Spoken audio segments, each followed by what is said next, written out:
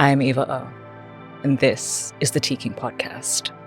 I've been a dominatrix since 2011, and I would like to spill the tea on my life. Thank you for listening.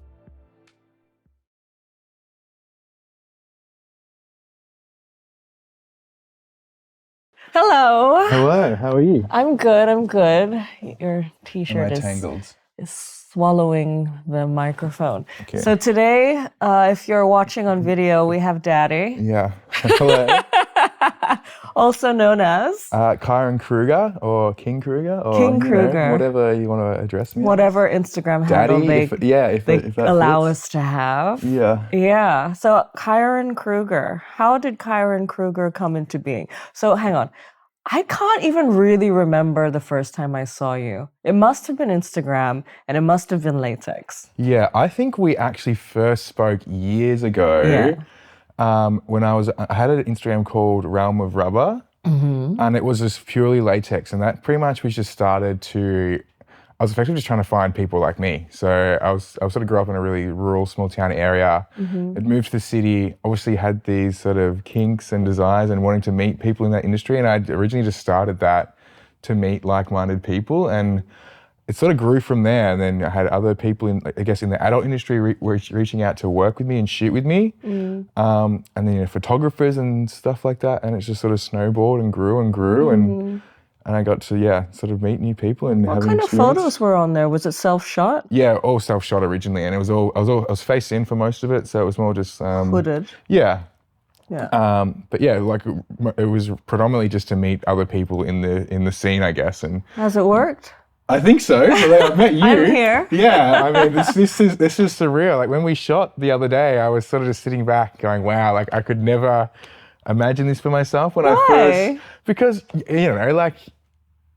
think you're amazing, and a lot of people think you're amazing. And you just sort of, you always aspire to sort of meet and work with these sort of people. And when it's actually happening, I think you just got to make sure you sit back and this is really cool. And I thought our shoot, a couple of days ago now, which hasn't been come out yet, but it was really fun and it was really cool. And it was nice to just sit back, even just when I wasn't in shots, and just see you go to work and just be like, oh, this is awesome. I get to work with you. You're a pretty good show pony too, though. Yeah, I mean, you clocked me. I was like, I know where I sit. I'm a show pony. Yeah. Have you always been that good at the posing? No.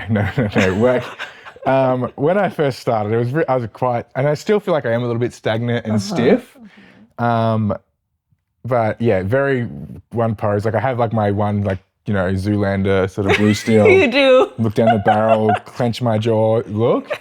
I mean, that works for me. Yeah. But I think a lot more sort of movement and shooting and different angles that I know work for me and I know that I like. Yeah. But yeah, just sort of being more comfortable in the camera. Like I've done a lot of shoots now, so you get to know what looks good and and just sort of get more comfortable and confident. I think now for me is with the way of doing more, I guess, video content and how you move and hold yourself in that sort of format is something that I'm learning to be a bit better at. And if it was something that I hadn't always been so strong at. So yeah, that's something I'm sort of trying to get better at now. Yeah. How many years has it been since you started that first latex? I think that count maybe 2016, 2017. But you were a latex fetishist before that. I mean, I'd always had it been involved, not involved, but into it, and it sort of had those desires. But I guess that was when I first put my foot in and was open to stepping out into that community and getting to meet and going to events and getting to know people. How old were you, can I ask? About 26. I spent a lot of my 20s sort of hiding who I was and what I was into, and even from my intimate partners, I would never ever tell them the stuff that I wanted to do or try. What did you want to do? Or just latex and fetish and BDSM and all those sort of things. It was all very secretive. Did you own any latex? I think I had a couple pairs of gloves, maybe some underwear. But yeah, I got to a point where I was like, you know what, fuck it, I'm sick of doing this. And it's sort of aligned with a few other things in my life. I got to my late 20s and I was just sick of pretending to be someone I wasn't, to appease other people. What persona was that? I guess it was, the bit like a man's man and trying to be quite masculine and trying to appeal a little bit to like what my family's expectations and like what you think that they want for you. I went to study at university. I worked in very like, like generic fields for a man, I guess. And I just was so fatigued by it all. Can you talk about that? Like what industries you are? I know the two industries. I worked for a tobacco company for a while there. And the other one? I worked in the sports. Yeah, so it was very like... Yeah. Man's world. Yeah. Even now when I sort of have to be like around those sort of environments, I find it really exhausting, fatiguing, and like sort of masking. Yeah. And like I think I can adapt to like different scenarios and scenes and be around different people, but now I realize when I don't have to pretend that I'm somebody I'm not. It's not like I feel a lot more relaxed and it's not as exhausting after I just come home to be with, I guess, my people. Yeah. Okay, and who is Kyron then in comparison to the bro? I mean, I feel like Kyron is probably realistically the best representation of myself. Realistically, like yes, it is a bit of persona and it's a bit of like show pony, and I'm probably a little bit more reserved and shy in my personal life. But I feel like that still is a more honest version of myself. How would you describe this other persona than the one that you've crafted for Instagram or in the scene? I mean, like I said, what does it mean to you? It is like a representation of me, but I guess it is a little bit more performative and I guess playing a persona. I mean, like I said, it is. I feel like the more honest version of myself, and I try to just express myself freely, and I try not to pander too much to what people want me to be or what they think I should be and who I should represent or how I should present. Like I feel like that. You try a lot of things from what I see. You're like trying on one way of representing a certain positioning. There's like a lot of experimentation, I feel, around what you create for the platform. I don't know if there's anything like that I would say is like hard and fast apart from the latex and there's a certain confidence about it, but I almost feel like you're kind of always playing with the interpretation of how that could be. Yeah, and I think that's something very multidimensional. I try to, I guess, push boundaries and not like just like your own. But more so other people's expectations of what I'm going to be like and how I should represent. Like I know I look quite masculine and present quite masculine and how I like physically appear. Like I'm quite a large guy, but I think challenging what masculinities and leaning into my femininity at time and being able to like I guess be fluid about how I feel at particular times. Like I might lean into something more feminine or more masculine or something in between, and just trying to challenge people on what they think people should do. And ultimately it is just like my artistic expression. Like if I think it's going to be fun or look cool or enjoy that creating that scenario, then that's something I'll do.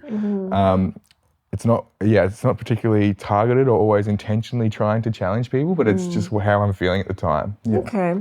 And how are you feeling with what you've been able to create so far? Is there anything that you feel is lacking, that you want more of? Like how could the 2016-17 version of Realm of Rubber, looking at what you've made right now? I think that would be incredibly proud of what I've been able to do since then. And that's always the thing when you look back, I guess, retrospectively, you can look back at your achievements and it looks quite impressive, but you're always, I guess, one of the parties, you're always, I guess, your harshest critic, and you always want to do better and you always want to push further and do more things and try and push the envelope a little bit. So yeah, I think looking back to see where it's all started, and it was also would be like, I never really expected this life for myself, and it wasn't something that I was set out to do. Like even as far as like content creation, that wasn't something I was set out to do. It was sort of something that was like, I was being asked to appear in other people's content, and I was like, maybe I should start your own channel, my own platform, and sort of monetize it a little bit. And like anything, when it becomes monetized, it can become quite monotonous, and there's that challenge of making it about work and about actually expressing yourself freely. And not everyone. What does your monetized content look like? It varies. Like, I have some more like vanilla content, which is more boy-girl, I guess, or something. Then I'd really lean into my kinks and my fetishes, and those are probably really things that I want to explore. I think that challenges people too sometimes, because they maybe think that I'm not allowed to participate in certain things because of what I look like or how they perceive my sexuality. What things? Like, I guess, like BDSM and latex and kink, some people are quite protective of who's allowed to participate in that. And they're not welcoming for you? To you? For the most part, in person, it's more like the online trolls and stuff like that. Some people I guess, have a perception of you, and they really ingrain that in themselves, and they want you to be a certain way based on their own, I guess, prejudices and experiences. And they'll try and, I guess, put you in a box to fit their own view of the world, which can be frustrating at times, but I think if you're not challenging people, then you're not really doing anything. So not making the most out of your space. Yeah. So you're also headed to Europe soon. Yeah, so I'm heading over in July with some friends. I'm really looking forward to it. I've never been to Europe, and it's always been something that I've really wanted to do. And I guess now, like, I've finally sort of have the means and the flexibility and the freedom to do it. I mean, it'll be a quick trip this time. I won't be obviously able to shoot with as many people as I'd like to. Is there like a dream sort of scenario? I mean, it would be just if I could like literally be there for 3, 4, 6 months and just sort of jump around and shoot. I've had so many people reach out to shoot with me over the years. I think a lot of people, based on my content, think I am European based. Some really cool people, like even the fact that I get to work with you and you're here, that you've come to Australia, which is great for me. But there's a lot of people in Europe that have been like sort of messaging me and asking me for years, like, when am I coming? And like, to be able to work with those people would be really, really cool, and something that I really want to make sure I can do. And I think like heading in the right direction, but I think, I'm looking forward to this trip. It'll be more of a holiday this time around rather than working. But I think once I get there, it'll make it real, and I'll feel like I can return without the angst of sort of never been there before. So, Amazing. Yeah, it's exciting. Well done on the journey to now. Yeah. There's been a lot of development, and you, like, do you ever feel any stops in terms of what you're trying to achieve? Because I feel like there's so much momentum in what you're doing. At least that's how I perceive it from out here. Yeah, I mean, it feels like momentum, but I feel like sometimes it's been a really slow burn. Yeah. Like I said, I've been doing sort of this for 7 or 8 years. I guess for the last 3 or 4 years, I've taken it more seriously as my sort of number one source of income and career, I guess.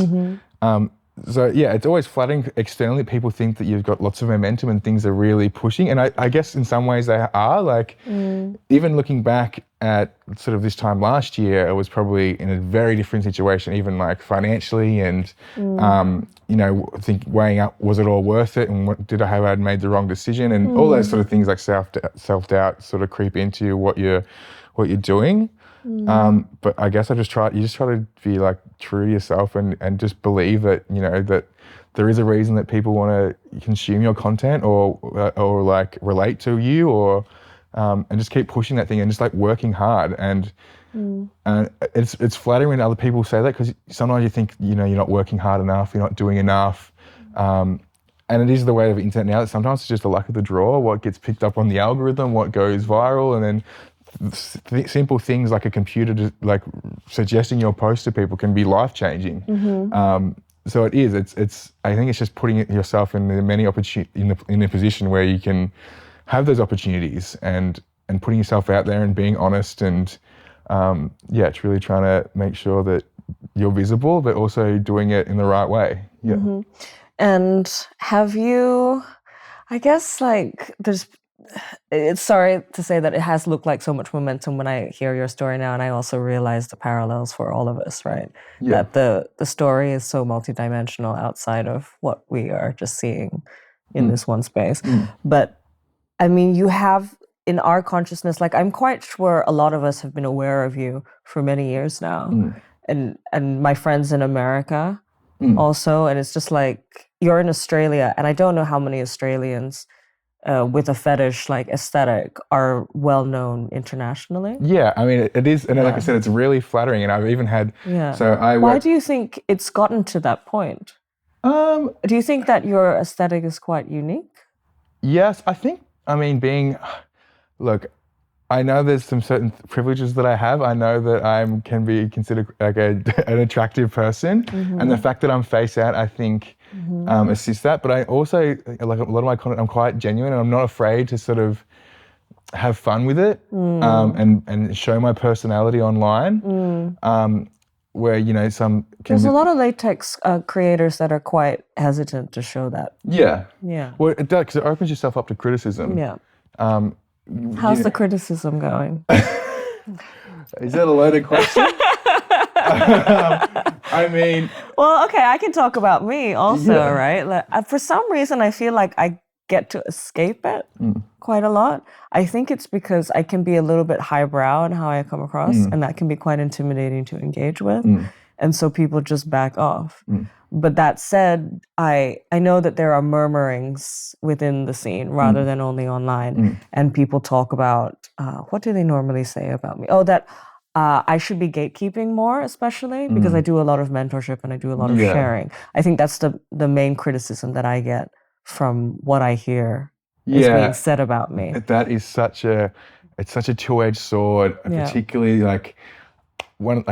with, I guess, pro-doms being critical of untrained doms working, but at the same time, no one's offering any mentorships or training. So I get that you're trying to protect your own interests, but there has to be a point where you can't just gatekeep everything. And like even I find myself doing it sometimes. I guess like protecting my IP, but like at the same time, you can't be angry at people doing it untrained when there's no real resources for them to be doing it safely and trained in like a safe environment. I think that's just always going to be a part of it. I feel like our industry is one of the worst at sort of cannibalizing itself, that we all seem to turn on each other more than we should. Like we cop a lot of hate and stigma externally, but I also find that we cannibalize each other and turn on each other so easily. Usually a lot of times just based on personal grievances and things that aren't really that big, or whether you think they're a threat to your business or your livelihood. It is one of those things that it's always so frustrating when, like, for the most part, people have good intentions and aren't trying to hurt people or do the wrong thing, but also we're all trying to work and do the best for ourselves and make the best lives for ourselves. And obviously some people are going to be different parts of their journey, and some people might think that they're more worthy or deserve it more than the other, but no one's I feel rarely are people trying to, I guess, hurt other people in doing that. Like most people are just looking out for, trying to look out for themselves and create the best world and the environment for themselves. And I think we need to be a little bit more kinder to each other within the industry. And I know that's easy to say, and that's the world that we live in with social media and everything's has to be polarizing. You have to be sort of this side or that side. There's very little room for compromise or I guess mediation these days, and no one really wants to be the person that was wrong on the internet, which makes it challenging. But I think for me, like we spoke on before about having people that not necessarily like you, is like knowing within yourself that you're holding good principles and morals, and knowing within yourself that you're doing the right thing and not letting sort of people. I think when you're self-assured, it's harder to get knocked off of it. And it's hard sometimes when you hear like someone saying something not nice about you and not taking it to heart. But I think you just got to be really sure of what you're doing and who you are, and feeling like you're doing the right things by not only other people, but yourself also. Has anything that has been said or that's happened really affected you along the way? Or do you feel like you've reached something like a burnout at any point? I mean, not more so in not recently. Like I've had more so in like my personal life where I've had like breakups that have got nasty and certain things have been said that are... Oh, about work. Well, just about me as a person and how I behave, which is challenging. And like I understand that my space in this industry is fickle, that I'm sort of being a cis-man, that I cannot sometimes be public enemy number one. So I sort of have to hold myself to a different standard to a lot of people. What standard is that? I mean, you have to keep a very clean nose. So, because people can very easily just tarnish your reputation by just throwing sort of baseless accusations out there, and then it's up to me to either disprove it or, you know, try and find out actually what it's based on. Because, but that's sort of been a challenge over the years. But those sort of things don't really happen as often. Because you're keeping a clean nose. Well, yes. I mean, it's a pretty low bar for the most of the time. Though. Like treating people with respect and just like and being kind and doing your best is not that hard to do.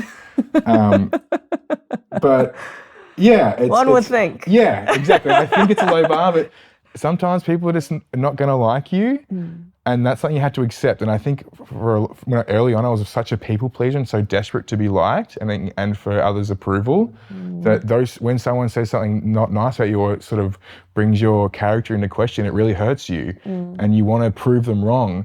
But I think, but then sometimes when you're kicking and screaming, it sort of has a negative effect. So you've just got to let it you've just got to trust that the people who know you and love you and respect you know who you are. And that will focus on them. Yeah, ultimately that'll get you through. How did you come to this understanding? A lot of time, trial and error. Yeah, a lot of frustration, and I guess learning who your friends are and learning who has your back. But but also just like it takes a lot of energy and stress, and it was taking away from what I actually wanted to do, and just like express myself and be creative and create a good life for myself, and spending so much energy on being upset about what someone said about you is exhausting, and it really just distracts you from what you really what's really important to yourself. So what are some of the projects that have been very important to you? I mean, at the moment, I'm just trying to do a little bit of a shift about how I market myself online, whether that's the content I'm creating, whether it's trying to appeal to a wider audience while still, I guess, maintaining who I am as a person. I'm working on a couple of projects that I can't say too much about, in regards to some sort of TV stuff, all very early stages. I mean, I've been looking forward to this for a long time. This was on the top of my exciting projects. Yeah, how was it working together? I thought it was great. I mean, I had such a good time. You were stunning, beautiful. We looked great. I mean, she looks great. I was, like I a said bit before, of a sweaty mess. It was a hot day, and we're obviously all in latex. I was dripping. You were. I don't really sweat unfaltered. It was ridiculous. But yeah, just seeing like your silhouette there, I was just like, oh my god. I think that's maybe why I was sweating a little bit. Okay. I was getting a little bit hot under the collar, but yeah, it was amazing. We had such a fun day. Yeah, you were really good. Yeah. Yeah. How do you feel about? Because I do see you doing the aesthetic of submission here and there for sure. But the way that you come across, you definitely seem like more of a fetishist than necessarily a submissive. Yeah. But you also seem crazy, like open to just seeing what sort of works for the day. It's a really lovely ease. But how did you feel working with me? Because I know I can be very me. Yeah, I mean, I think in earlier me would have been very much like a bit of a simp and like a puppy dog. I think I've sort of grown into myself. Well, not grown, but it's just like people change and adapt. And I don't think I'm quite as submissive as I used to be. Okay. And also certain people bring out certain things in you. So some people I feel like I'm more of a daddy vibes with, and then some people are like, oh, like I just want to do whatever you tell me to do. But you actually just made me feel really comfortable. We were co-workers. Yeah, and when we had some time to talk beforehand, even when it was like a 40-minute drive out there, so we had some time just to get to know each other a little bit and really relax. But yeah, I mean, still simp over you. Obviously, you can see I'm gushing this whole podcast.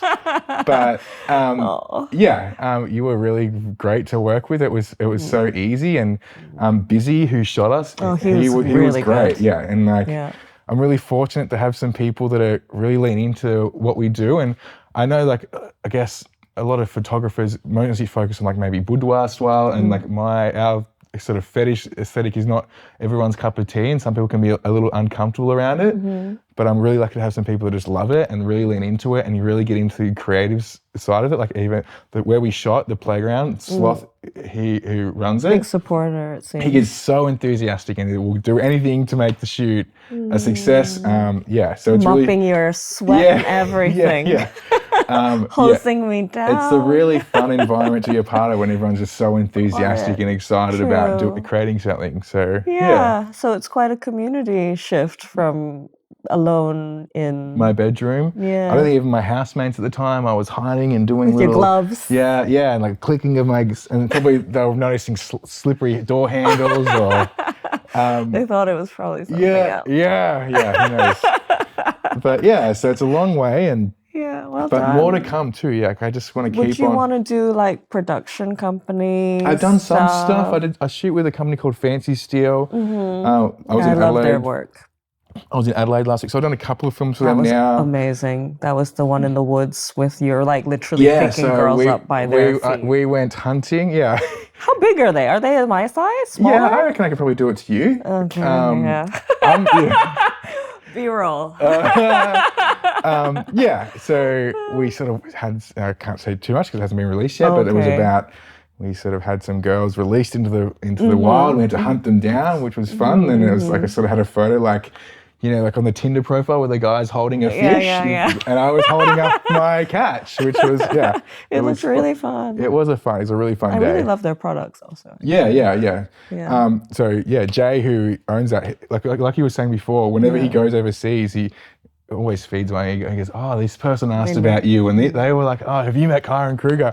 Which feels surreal to me because I think I'm just a big dork and I'm not. We are all big dorks. I know, which is one of the things you realize about when you actually get to meet these people. They're all just a bit weird and a bit dorky. Nerdy. Yeah. You have to be nerdy to be into this one type of thing over and over and over again. That we love. We're all just a bit just sort of nerdy and love what we do. But But what about like more? I would love to see you in more fetish films. Is that something of interest? So would I. I mean, hit me up. I would love to do more. I mean, I think a little bit of a barrier is I'm in Australia at the moment. Ultimately, I would love to spend some time overseas working. I just how that works and sort of building. And that's where I feel like it's the slow burn, where you sort of say this momentum is, it's going up and up and up. But I guess when I'm able to get to that point where I am able to travel freely, and have the means to work in these places, like it is a bit of a barrier that I am sort of on the other side of the world as to most productions. Obviously I would love to do more. I'd love to do much more higher production sort of stuff. Do you do full sex on screen? Yeah. So I have sort of two brands. Like I have my Kyron Kruger, which is more my, I guess, sex and sort of porn, and then obviously, like I said, like the King Kruger stuff, which is more kink based. I do most things on screen, if not all of it. If you could just step into like a high production kink thing, what would that look like? Have you ever thought about that? I mean, I've always wanted to shoot with reflective desires. Okay, yeah. Everything just looks so clean, but also just so perverted, and I love it. That's always been like a dream of mine. Would you full gimp or? Yeah, I mean, I would do whatever they tell you. I mean, a lot of my scenes I'm full covered in latex. But like I'm not afraid of covering my face. I don't. But they're probably one of the main ones I've always wanted to shoot with, off the top of my head. But I mean, there's a lot of obviously bigger creators that I've really I really love to work with, and just being in the right place at the right time is how it works out. Then that would be amazing. But I think just to have those opportunities, I probably do need to spend some more time in the northern hemisphere. Particularly in Europe and potentially the United States. Do you think there's potential to do a studio here? Are there enough people for that? I have a company my friend owns that we sort of do some production called Alter Ego, but they do some kink stuff, but it's also a lot of like more heteronormative and just like straight porn, I guess. Okay. But even then, it's quite diverse in who they shoot with. I just don't know if we have a large enough community to do that here. Okay. I mean, I guess it could be done. Like even, I guess this shoot above us. Maybe if I move back. Yeah, you're gonna drive it? I mean, of course. You heard it here first. Where is she coming down under? I haven't mentioned this to anybody yet, but I am thinking of moving back to Asia and Australia from England. So all of you clutch your hearts. That's how well our shoot went, actually. I mean, the lifestyle's just better. It's really a hard slog in Europe. It's really tough. Yeah. To have the kind of lifestyle that you can have here and in Asia, I kind of miss it. I moved to England originally. It was like right after COVID because I was so lonely and I really wanted heaving community. And that's what you get over there. It's great. But the cost of living, and I have to think about my family also. It's just...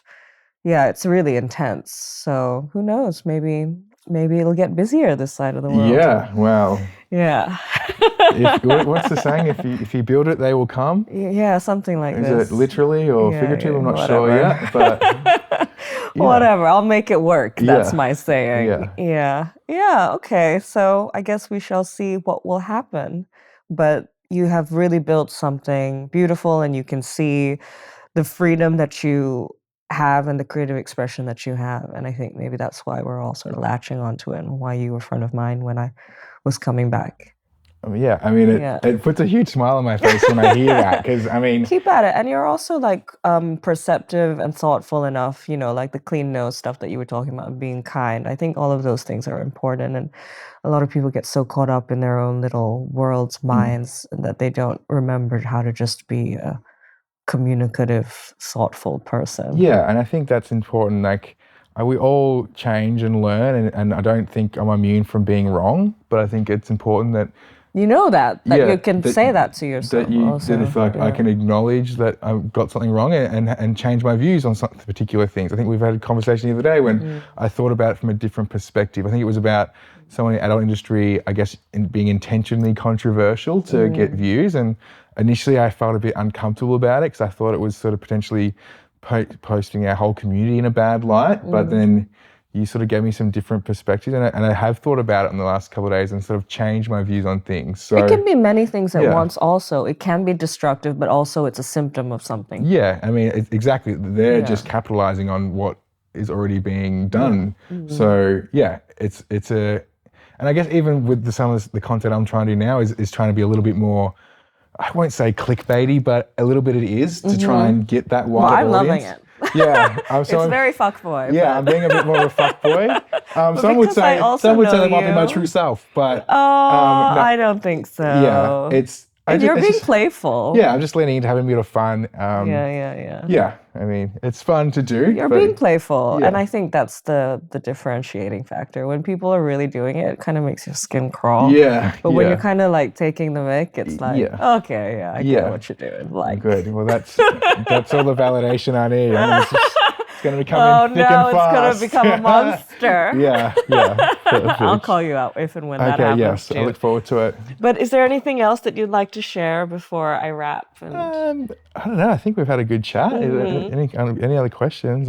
Yeah, well, maybe they'll be around too when you can talk about some other things. Yeah, we have some other areas that we can probably discuss as well, which would be fun to talk about. In time. But thank you so much. Thank you so much. It was lovely to hear you chat.